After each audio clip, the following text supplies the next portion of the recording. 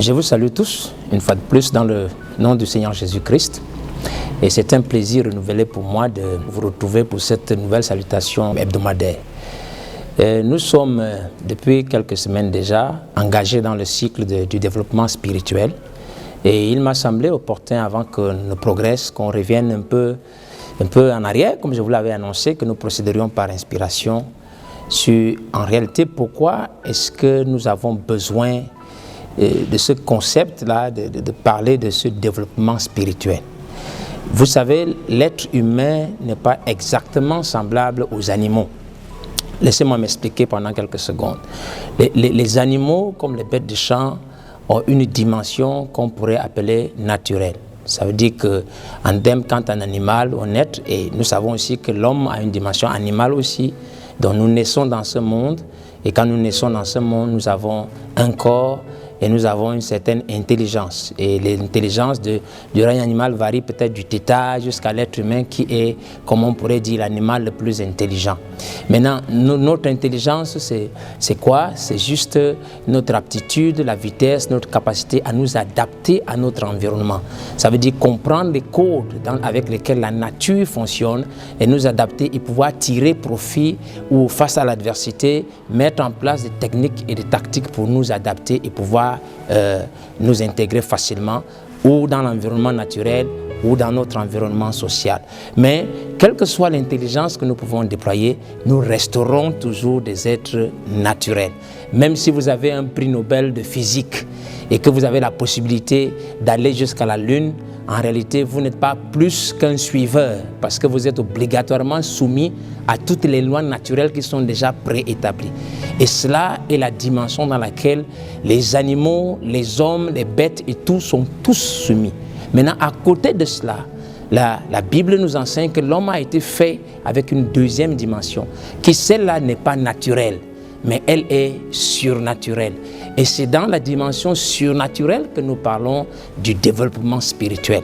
Parce que de la même façon que sur le plan naturel, quand un bébé naît, il a besoin que ses sens s'éveillent. Il a besoin que le goût, le toucher, l'odorat et tout ça commence à... Et plus ses sens s'éveillent à l'environnement dans lequel il vit, il prend conscience de cet environnement et il peut commencer donc maintenant à le comprendre et à être intégré dans cet environnement-là. Et donc, ce processus-là qui permet à l'homme de se développer aussi, il y a aussi le côté instruction et tout, il acquiert certaines connaissances qui permettent malgré tout ça qu'il soit intégré dans son environnement naturel. Donc de la même façon que l'homme naît sur le plan naturel comme ça, il faut aussi qu'il y ait une naissance sur le plan surnaturel où il y a un autre éveil de ses sens, non plus à la dimension charnelle humaine dans laquelle nous sommes, mais à un autre monde qui est le monde surnaturel qu'on appelle le monde de la foi spirituelle. C'est pour cela que dans le jargon chrétien, vous entendez parler de l'ancienne naissance et vous entendez parler de la nouvelle naissance. Donc l'ancienne naissance qui est liée à notre adaptation, notre intégration au monde naturel et la nouvelle naissance qui est l'éveil de notre conscience à une autre dimension surnaturelle, celle-là. Et dans cette dimension-là, on sait que c'est la foi qui s'exerce là-bas. Et donc de la même façon que nos sens doivent se développer sur le plan naturel, c'est comme ça que la foi aussi, qui est le sens spirituel, doit se développer jusqu'à atteindre un état de maturité. Et donc l'homme ne peut être réalisé pleinement que quand ces deux dimensions sont accomplies en lui.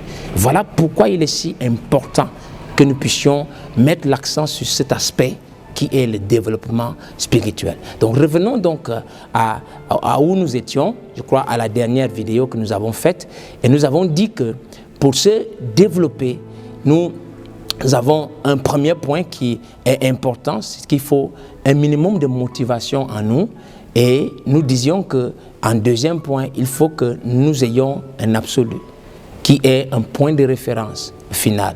Et donc, je veux revenir un peu sur ces deux points et parler avec vous un peu de deux lois principales qu'on active dans le développement spirituel. La première étant ce que je pourrais appeler la loi de l'attraction et la deuxième étant la loi du rachat. Donc, quand j'ai parlé donc du premier point, celui sur la motivation, nous disions que dans tout développement, quel que soit le domaine dans lequel vous voulez vous développer, vous voulez progresser, il y a une base fondamentale qui est un minimum de motivation en vous. Spirituellement, nous appellerons ça une soif spirituelle. Si vous n'avez pas un désir à l'intérieur, alors il n'y aura pas réellement quelque chose qui sera mis en mouvement ou déclenché pour répondre à ce désir-là. Parce que la Bible, je crois dans Matthieu chapitre 5, verset 6, disait « Heureux vous qui avez soif et faim de justice, car vous serez rassasiés. » Et c'est à ce point qu'intervient cette loi de l'attraction qui est mise en mouvement.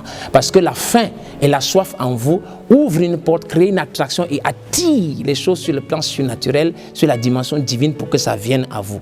S'il n'y a pas de soif en vous, alors rien ne viendra. Mais il faut qu'il y ait cette soif, donc cette attraction, un peu comme on dirait, il faut qu'il y ait une profondeur qui appelle, pour qu'il y ait une profondeur pour répondre. Et donc quand nous parlions de ce premier point sur la motivation, c'est en rapport avec cela. Cette soif, c'est pour mettre en mouvement la loi de l'attraction, pour que les choses auxquelles, dans la dimension surnaturelle spirituelle, nous aspirons, puissent venir à nous. Et donc, une fois donc que nous avons mis en mouvement cette loi, alors des choses peuvent venir à nous. Et j'espère que vous le comprenez. Et donc, dans notre deuxième point donc, que nous voyons, on disait que vous devez avoir un absolu. Et qu'est-ce que c'est l'absolu? C'est une image qui est imprimée dans votre esprit, qui correspond exactement à la réalisation totale et complète de vos ambitions spirituelles. Si vous n'avez pas d'absolu, c'est comme si vous n'aviez pas une direction. Vous ne savez pas où aller. Il faut que vous l'ayez absolument. Et donc, cet absolu-là est donc le deuxième point du développement spirituel, parce que c'est cela notre repère. C'est un peu comme, vous ne pouvez pas construire une maison sans avoir un schéma, un plan, un design, une ingénierie qui est faite à l'avance. Donc, quel que soit, vous ne pouvez pas vous rendre, par exemple, à Yaoundé, et venant de Douala, ou dans une autre ville, je ne sais pas, peut-être de Paris à Bordeaux, sans avoir la feuille de route, sans savoir comment faire, c'est-à-dire quelle est la destination, sans avoir la maîtrise de cette destination. C'est pour cela que nous parlons de cet absolu, de cette référence, une représentation spirituelle de ce que nous voulons arriver à avoir. Maintenant donc, sur ce plan de l'absolu, spirituellement parlant, il y a une loi qui entre en scène. Et cette loi, c'est cela que j'ai appelé la loi du rachat. Donc je peux avoir une ambition dans mon être, mais cette ambition spirituellement parlant ne peut pas être accessible à moi, à moins avant qu'elle ne se soit matérialisée dans quelqu'un. Donc c'est cela. Donc en fait, représentons-nous un peu quand nous avons pris l'exemple d'Élisée. Élisée, en fait, il fallait qu'il ait cette représentation dans la personne d'Élie, de ce à quoi il veut arriver, avant que, en réalité, cette chose ou ce développement en lui, comment la dimension surnaturelle en lui ne s'éveille. S'il n'a pas cette chose-là, s'il n'a pas ce reflet-là, s'il n'a pas cette représentation-là, alors il est impossible pratiquement pour n'importe qui d'entre nous de pouvoir progresser spirituellement ou dans cette dimension surnaturelle dont nous parlons aujourd'hui. Donc, j'espère que cela est assez bien entré et assez précis. Donc je disais pour cette fois-ci que nous avons ce point qui est celui de la motivation. En réalité, pourquoi? Parce que ça nous permet d'ouvrir, de mettre en mouvement ce qu'on appelle la loi de l'attraction. C'est elle qui attire les choses spirituelles vers nous. Et puis il y a cette deuxième chose, c'est que cet absolu que vous avez, vous devez en avoir une représentation matérielle quelque part.